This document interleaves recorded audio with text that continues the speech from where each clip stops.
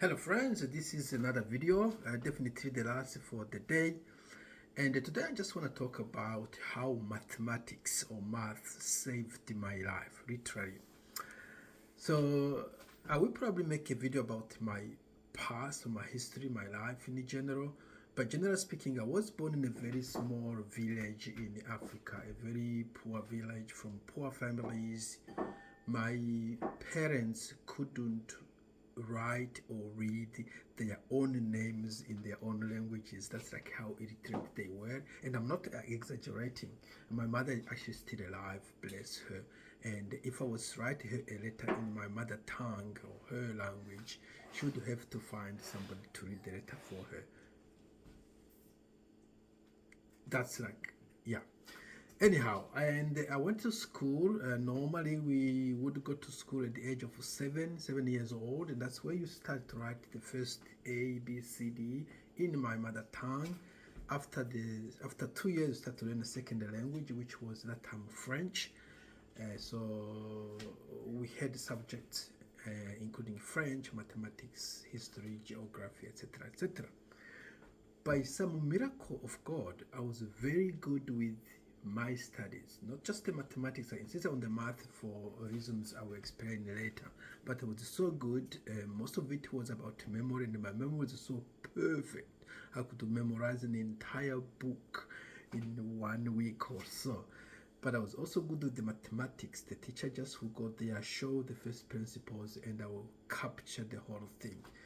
Or entire high school, I would be actually tutoring a student in my own class who didn't get what the teacher said when he was teaching. I say he because the majority of all my teachers were male, at least my math teachers. So I would be out there explaining to my classmates what the teacher said or what this chapter is all about. So I was pretty good. So that kind of helped me a lot in giving me confidence.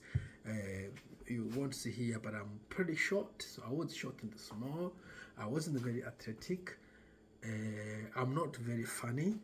So my only saving grace was that I was a brilliant student. So the other student, they envied me. Even the handsome guys, even the athletic guys, they look at me and say, "This guy is so blessed. They just get it right now," and he's explaining to everyone else. And I was a sort of a teacher's pet in a sense. All the teachers, the majority of teachers, they really kind of felt very proud of me and they liked me. So in that sense, I enjoyed school. I didn't begrudge going to school, and it was old school where if you made a mistake, even a sort of intellectual mistake, I don't know, they ask you a question or you're going to do an exercise on the blackboard. It was blackboard and chalk those days, and you failed. The teacher could actually give you some hiding just for not knowing the answer. But I wasn't that student. I was the brilliant student, and the teachers loved me. So I enjoy going to school. I enjoy being at school. It was sort of I couldn't wait for the school to start if I got on a holiday. So I enjoyed the school from primary to high school all the way. But that's not it. Where did it save me is just after school. You see, the country was at war. At that time, there was a requirement for conscription or what they call a military service, compulsory military service before going to college. I didn't want to go to the military for a few reasons. We were fighting against ourselves. There were two tribes fighting. I didn't want to join that sort of fight. It was insane and unreasonable. So I had to leave the country to look for ways to continue with my college, and I ended up in South Africa. Now, migrants in the West, the majority sort of get some support from the government, from local NGOs. In South Africa, we were left on our own. I was on my own. I had to find some pesky jobs to do, and I ended up doing a job that kind of qualified as a security guard, but which wasn't a security. It was one grade below security guard. I worked one year, and I thought maybe there is a way I can study, but I didn't have the money to go to college. And I wanted to learn at least about computers because trust me, at that time I didn't even know how to use Word. So I saw a school near the place where I was working, and he was open in the evening. So I asked him if I could join at a fee. Of course, I joined, and it was basic, just Windows. It was the days of Microsoft Windows. I don't know, 95 or 98. And the guy thought, oh, you're kind of brilliant. You seem to sort of, for somebody who just started, of course. And he asked me, what do you want to do with your did you do high school? I said, yes, I did high school and I was pretty good. And what do you do with your life? I said, I just want to go to college, but unfortunately I can't find a sponsor or a scholarship. And he said, look at me, young man, and from now on, forget about the sponsorship, forget about scholarships.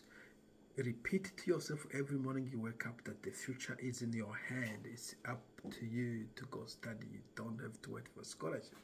But that was insane. That was impossible. Anyway, fast forward 1 year later, I think I managed to go to college. But I was studying in the evening, in the day, and working in the evening.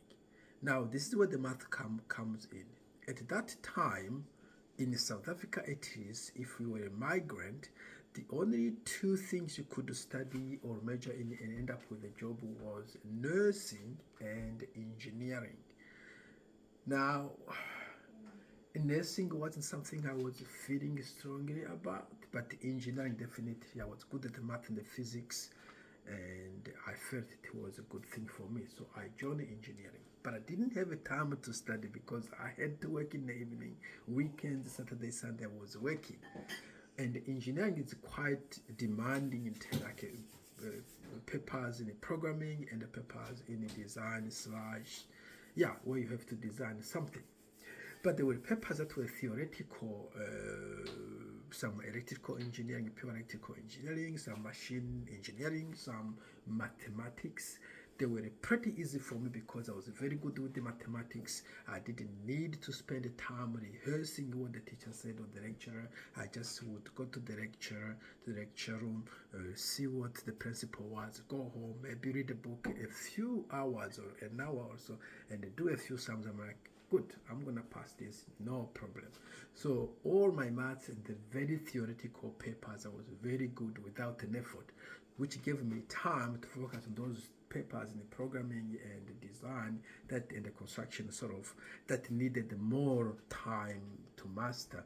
So I didn't pass with the flying colors, they call it. It was very modest, very average, but that's because I didn't have a time, and I wouldn't have a pass if I did have to spend more time on mathematics and then also for other theoretical papers that were using some theories, some principles, but not practical. So that really helped me a lot. But also, while I was at college, I was tutoring as a side gig. I was also tutoring in mathematics. So, in a sense, it was making me a bit of money and also helping me pass my university degrees without a lot of effort, not as much effort as some students who were struggling with the mathematics and with the other mathematics-related subjects in the college in the electrical engineering department.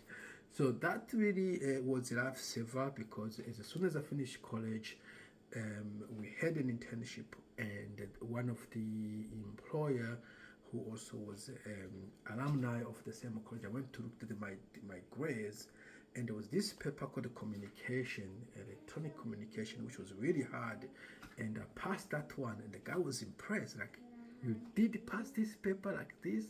And that gave me actually the first internship. And from there, the rest was history. I got a proper job after my internship.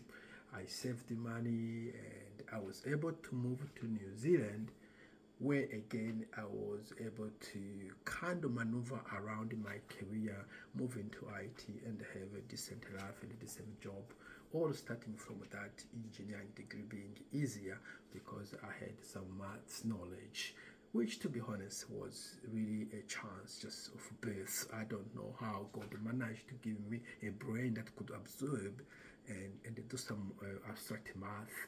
But also I would say I'm thankful to my math teachers, especially the guy who taught me in grade 6 but also on the math teachers in high school. They were brilliant, very brilliant. But mainly glory to God, because I wouldn't say I was a hard worker. I just was lucky to be born that way, and that has been a fantastic journey.